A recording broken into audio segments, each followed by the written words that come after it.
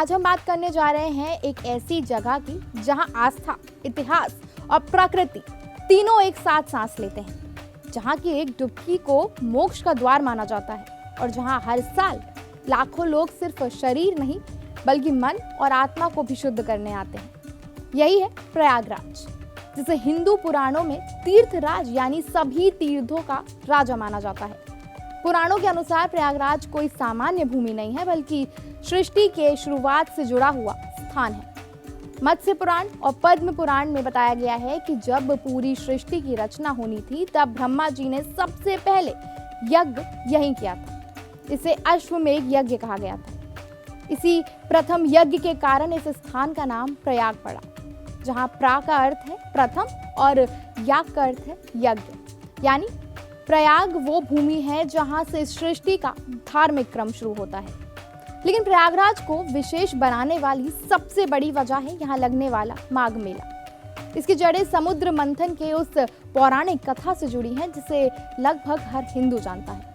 जब देवताओं और असुरों के बीच अमृत कलश को लेकर संघर्ष हुआ तब अमृत की कुछ बूंदें पृथ्वी के 4 स्थान पर गिरी, जिनमें शामिल थे हरिद्वार, उज्जैन, नासिक और प्रयागराज। मान्यता है कि माघ महीने में प्रयागराज के संगम का जल अमृत के समान हो जाता है। इसी कारण यहाँ स्नान को अत्यंत पुण्यदायी और मोक्ष प्रदान करने वाला माना जाता है। माघ मेले की एक और अनोखी परंपरा है जो है कल्पवास। ये सिर्फ एक धार्मिक अनुष्ठान नहीं बल्कि संयम, अनुशासन और आत्म साधना की कठिन परीक्षा है। कल्पवास में लोग पूरे 1 महीने तक संगम की रेती पर रहते हैं।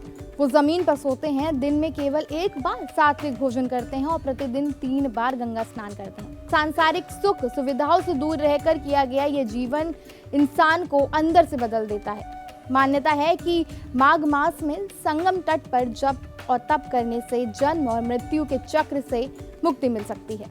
साल 2026 में माघ मेले की रौनक कुछ विशेष स्नान पर्वों पर अपने शिखर पर होगी। मकर संक्रांति के दिन सूर्य के उत्तरायण होने के साथ मेले की औपचारिक शुरुआत होती है। इसके बाद मौनी अमावस्या आती है जिसमें सबसे बड़ा स्नान यानी जिसे सबसे बड़ा स्नान का पर्व माना जाता है, जहां लोग मौन रखकर साधना करते हैं। बसंत पंचमी के दिन ज्ञान की देवी सरस्वती की पूजा की जाती है।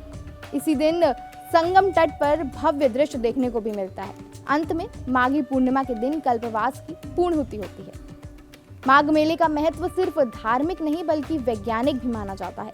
इस समय गंगा के जल में कुछ विशेष खनिज और औषधीय तत्व सक्रिय हो जाते हैं जो शरीर की रोग प्रतिरोध क्षमताओं को बढ़ाने में सहायक होते हैं। कड़ाके की ठंड में ठंडे पानी में स्नान करना मानसिक दृढ़ता और इच्छा शक्ति को भी मजबूत बनाता है। और शायद यही वजह है कि माघ के महीने में प्रयागराज सिर्फ एक शहर नहीं रह जाता, वो आस्था की जीवित चेतना बन जाता है। यहाँ बहती नदियाँ सिर्फ जल नहीं रहती बल्कि हजारों वर्षों की परंपरा, विश्वास और आत्मिक शांति को अपने साथ बहाती हैं। संगम पर लिया गया एक स्नान, कल्पवास का एक दिन और ठंड में किया गया एक संकल्प इंसान को खुद को पहचानने का एक मौका देता है। माघ मेला हमें ये सिखाता है कि सच्चा तीर्थ कहीं बाहर नहीं बल्कि मन की गहराइयों में होता है और प्रयागराज उस यात्रा की सबसे पवित्र शुरुआत है।